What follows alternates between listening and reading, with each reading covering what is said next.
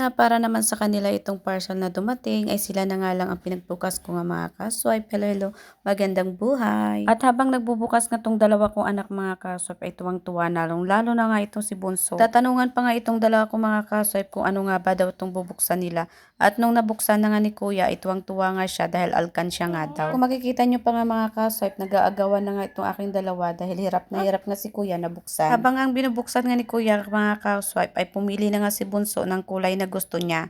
At yung napili nga niya itong kulay yellow. Lagi ko kasi sinasabi sa kanilang dalawa mga ka-swipe na ang maunang pumili nga ay si Bunso para walang away at hindi na nga sila magkagulo.